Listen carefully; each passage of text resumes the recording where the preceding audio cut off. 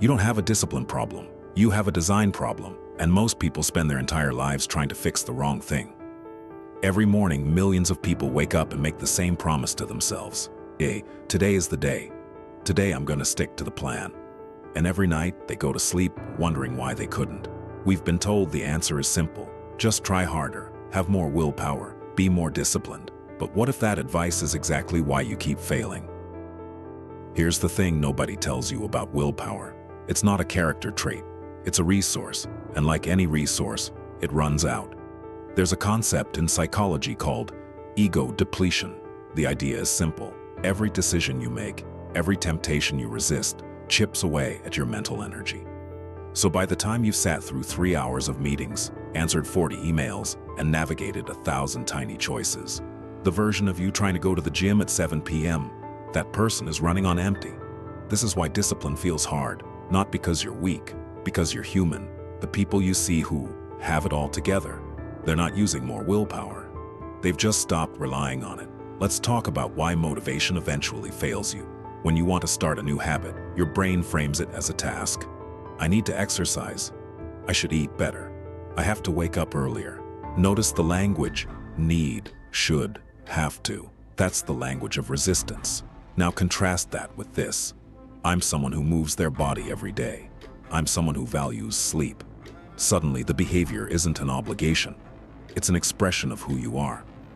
James Clear talks about this in Atomic Habits. The most durable behavior change happens at the identity level, not the goal level. When your actions align with your identity, discipline stops feeling like effort.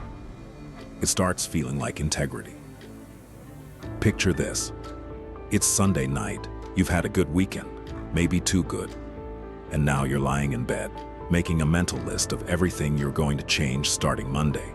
You're going to wake up at 6, journal, exercise, eat clean, read for an hour. You've even downloaded a new habit tracker app. Monday morning comes, the alarm goes off, and you just don't. Not because you forgot your goals, not because you stopped caring, but because the gap between who you are right now and the person you described on Sunday night, that gap was just too wide to cross in a single morning. This is the trap of all or nothing thinking. We design lives for a future version of ourselves and then feel like failures when our current self can't keep up. The goal was never the problem. The distance was. Here's where it gets really interesting. Most of us try to change our behavior by changing our minds. But behavior scientists know something different. Behavior follows environment. You don't eat junk food because you're weak. You eat it because it's on the counter. You don't scroll for 2 hours at night because you lack discipline. You scroll because your phone is on your nightstand and the TV remote is in your hand. Think about how gyms work. When the equipment is right in front of you, you use it. When it's a 45-minute drive away, suddenly you're too busy. The friction is the thing. Reduce friction toward good habits. Increase friction toward bad ones. Put your running shoes by the door. Delete the apps that steal your time. Set your phone to charge in another room. You're not fighting your instincts. You're redesigning the field they play on. So here's the shift I want you to take away from this. Stop asking, how do I become more disciplined?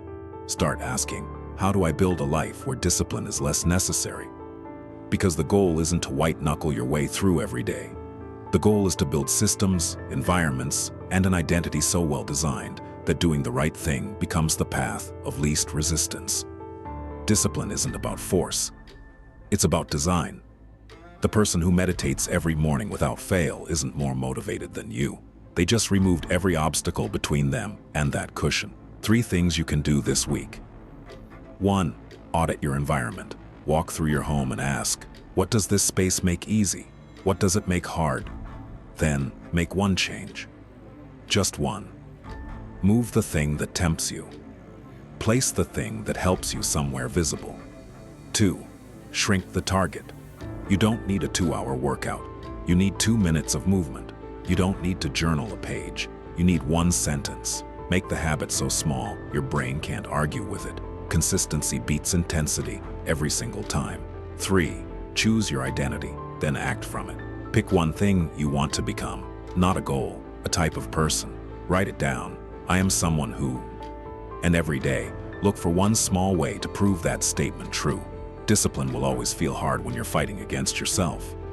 But when your environment supports you, When your identity guides you, when your systems carry you, you stop needing to fight at all. The most disciplined people in the world aren't grinding harder than everyone else. They just made it harder to quit than to continue. Build the life that builds the person. The discipline follows. If this made you think differently, share it with someone who's been too hard on themselves. And I'll see you in the next one.